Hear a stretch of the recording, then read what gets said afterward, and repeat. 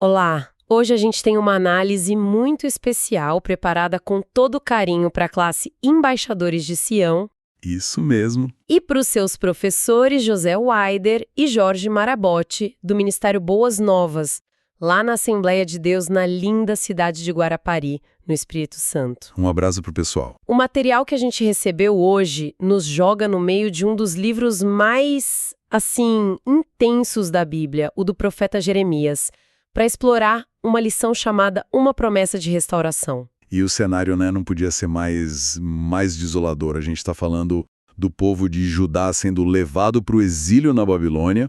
É um momento de derrota nacional, de crise de fé, de perda total. Aham. Eles basicamente quebraram a aliança com Deus e estão sofrendo a consequência direta disso.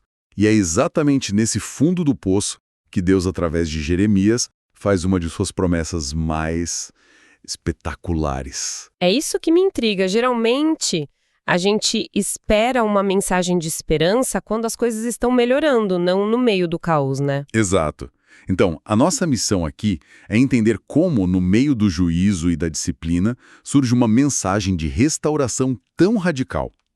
As fontes nos dão um mapa para entender isso, e ele começa com uma palavra que é a chave de tudo: aliança. Vamos desvendar isso? Vamos lá.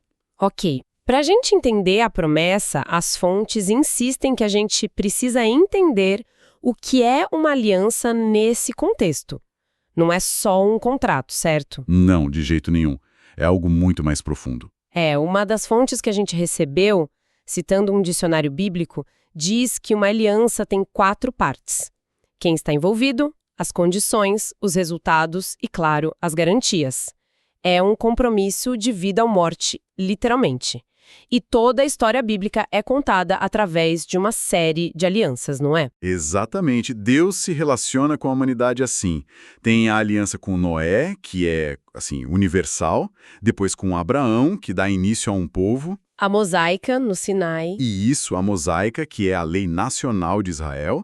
E a davídica, que promete um rei eterno. Cada uma constrói sobre a anterior, sabe? E aqui as fontes fazem uma distinção que eu achei, fundamental. Existem alianças que são condicionais e outras que são incondicionais. Sim, isso é o X da questão. A aliança do Sinai com Moisés era claramente condicional. Tinha um grande C na frente. Se vocês obedecerem, serão meu povo, serão abençoados. A responsabilidade era dividida. Isso. E o povo falhou em cumprir sua parte. É por isso que eles foram para o exílio. Mas outras alianças, como a feita com Abraão, são incondicionais. Certo. E aqui tem um detalhe nas fontes que é de arrepiar. Na cultura da época, para selar um pacto desses, as duas partes passavam por um corredor formado por animais partidos ao meio. Nossa! Era um jeito de dizer que eu acabe assim, partido, se eu quebrar a minha parte do acordo. Um juramento bem visual e intenso. Muito. Mas o texto bíblico diz que, no momento crucial, Abraão cai num sono profundo. E quem passa sozinho pelo meio dos animais é uma representação de Deus, um fogo fumegante. Sozinho. Sozinho. É como se Deus estivesse dizendo simbolicamente: Abraão, eu sei que você e seus descendentes vão falhar. Então eu coloco meu próprio nome, a minha própria existência como garantia.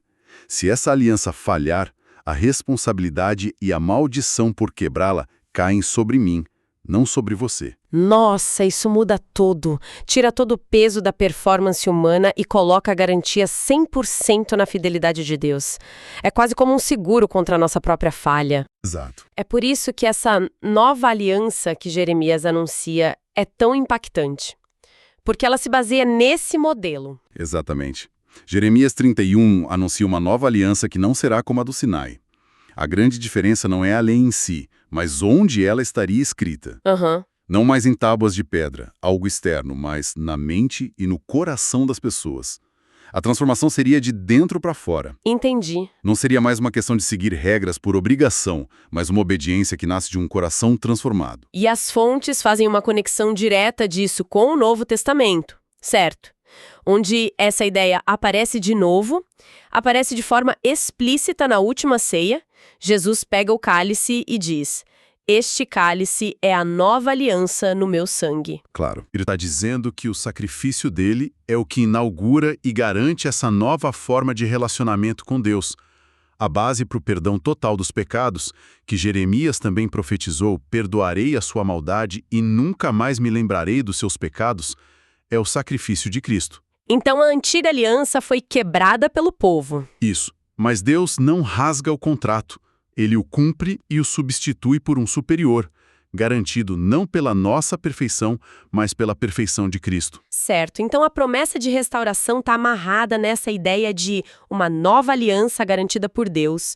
Mas toda promessa depende de quem a faz, não é? Com certeza. Não adianta ter um contrato incrível se a outra parte não for confiável. Então, que tipo de Deus é esse que Jeremias apresenta que pode fazer uma promessa tão ousada no meio do desastre? Essa é a questão central. As fontes mostram que a promessa não é tipo um otimismo vazio. Ela está ancorada no caráter de Deus. E elas exploram principalmente 3 aspectos: a justiça, a fidelidade e o amor. Começando pela justiça, que parece paradoxal aqui. Parece mesmo. Como o mesmo Deus justo que pune o povo com exílio é o Deus justo que promete restaurá-los. Parece uma contradição. Pois é, as fontes lidam com essa tensão. E a conclusão é fascinante. Não é uma contradição, são 2 faces da mesma moeda. A justiça de Deus aqui não é apenas punitiva, ela é corretiva, sabe? Medicinal. Medicinal. Isso. Um dos textos que o material cita é: castigar-te-ei com medida. Existe um limite, um propósito. A disciplina não era o oposto do amor. Era a ferramenta dolorosa, quase cirúrgica, que o amor usava para curar a idolatria e a infidelidade do povo. O objetivo nunca foi destruir, mas purificar para poder restaurar o relacionamento. Entendi. A justiça, então, serve ao propósito maior do amor. E isso nos leva à fidelidade. Mesmo com a infidelidade total do povo, Deus se mantém fiel. Exato. E a fidelidade de Deus, como uma das fontes aponta, está baseada no fato de que ele não pode negar a si mesmo. A fidelidade dele não depende do nosso comportamento, depende de quem ele é. Certo. E Jeremias usa imagens muito poderosas para descrever isso. Deus é o pai que chora por seu filho Efraim, o pastor que reúne o rebanho disperso, o redentor que compra de volta seu povo de um inimigo mais forte e o consolador que transforma o choro em festa. Essa ideia da disciplina como expressão de amor é forte. Uma das fontes até lembra da carta de Jesus à igreja de Laodiceia: eu repreendo e castigo a todos quantos amo. É uma lógica que vai contra o nosso instinto, né? Totalmente. A gente tende a pensar que se estamos passando por algo difícil, é porque Deus nos abandonou. Mas a perspectiva bíblica aqui é o oposto. A correção é um sinal de que ele não nos abandonou, de que ele está investido na nossa restauração. E isso nos leva ao fundamento de tudo, o amor de Deus. Jeremias 31 diz: com amor eterno eu te amei, por isso com benignidade te atraí. Esse amor não é uma reação ao que o povo faz, é a causa primeira de tudo que Deus faz. Uma das fontes menciona uma frase que, nossa, é daquelas frases que alguém usa como status de WhatsApp há anos, sabe? Sei. Não há nada que eu faça para Deus me amar mais e não há nada que eu faça para Deus me amar menos. É simples, mas se a gente para pensar de verdade nisso, muda a forma como a gente vive, não acha? Muda tudo. É um alívio enorme, tira uma pressão gigantesca das nossas costas. Com certeza. E é importante entender que esse amor não anula a justiça de Deus. Ele não é um amor que passa pano para o erro, sabe? Certo. Pelo contrário, é um amor santo, que leva o pecado a sério, e por isso age para confrontá-lo e curá-lo. O cativeiro, visto por essa ótica, não foi uma falha no cuidado de Deus, mas um ato de amor radical, para trazer o povo de volta à sanidade espiritual e, por fim, à restauração. Ok, a promessa é sólida, porque o caráter de Deus é a garantia. Mas as fontes deixam claro que isso não significa que o povo deveria ficar, sei lá, parado, esperando as coisas acontecerem. Não mesmo. Deus os convida a participar do processo. Qual é o caminho para essa restauração? O primeiro passo, destacado em todas as fontes, é a oração. E aqui tem uma nuance interessante. Deus já tinha decretado o fim do cativeiro. ele já tinha um plano. Mesmo assim, ele diz ao povo: clamem a mim. Ele os convida a pedir por algo que ele já prometeu fazer. Isso parece estranho. Se ele já vai fazer, por que a gente precisa pedir?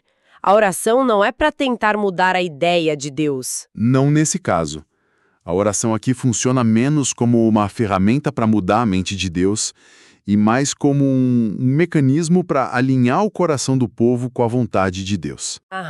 É um ato de dependência, de comunhão. Eles foram para o exílio porque se afastaram de Deus. A comunicação foi cortada. A oração é o primeiro passo para restabelecer essa conexão. É o povo dizendo: nós entendemos, precisamos de ti, queremos o que o Senhor quer para nós. Orar é cooperar ativamente com o que Deus já está fazendo. É uma mudança de perspectiva. A oração vira menos uma lista de desejos e mais um ato de relacionamento. E além da oração? As fontes apontam para a gratidão e o arrependimento. A gratidão é definida como o oposto da autossuficiência que os levou à ruína. Faz sentido. É reconhecer que tudo vem de Deus. Já o arrependimento é a consequência prática disso. É a mudança de rota. E as fontes usam uma imagem muito comovente de Jeremias, a de Raquel chorando por seus filhos em Ramá, inconsolável. Sim, é uma imagem de luto profundo. Exato! Esse choro representa o lamento genuíno pela perda, pelo pecado, pelo estado em que se encontravam. É esse reconhecimento doloroso da realidade que abre a porta para a esperança. Nossa! É logo depois desse lamento que Deus diz: reprime a tua voz de choro, porque há esperança. Eles voltarão da terra do inimigo. O arrependimento genuíno não é desespero, é o portal para a restauração. E os resultados? Uma vez que eles voltam, como é essa vida restaurada? É só voltar para casa e reconstruir o templo? É muito mais do que isso. A restauração que Deus promete é integral. Ela é espiritual, emocional e material. Ele promete transformar o choro em alegria e o lamento em dança. O Salmo 126, que é uma fotografia desse momento, diz que a boca deles se encheu de riso. Dá para imaginar a euforia. Totalmente. E a promessa é de uma comunidade curada, não apenas de indivíduos. As fontes ressaltam que Deus promete cuidar dos mais vulneráveis, os cegos e os aleijados, as mulheres grávidas e as que estão de parto. Isso. Ninguém é deixado para trás. A promessa é de segurança, de fartura de comida, trigo, vinho, azeite. E a imagem final que Jeremias usa é de um jardim regado. Pensa no oposto disso. Uma terra seca, rachada, sem vida. Certo. Um jardim regado é um lugar de vitalidade constante, que não depende da chuva ocasional, mas tem uma fonte interna de água.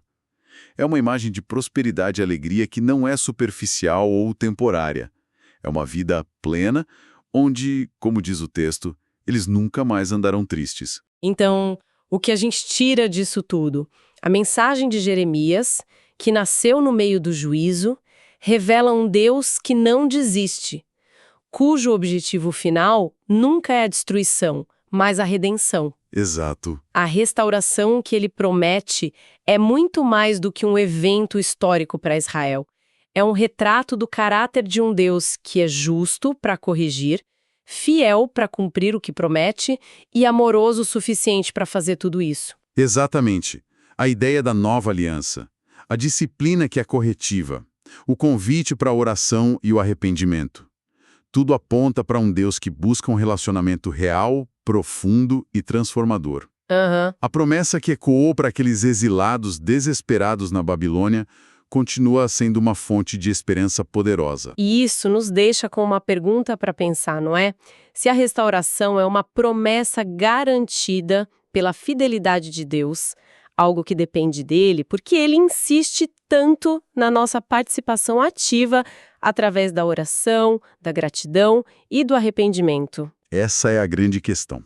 Talvez a resposta seja que o processo da restauração é tão importante quanto o destino final.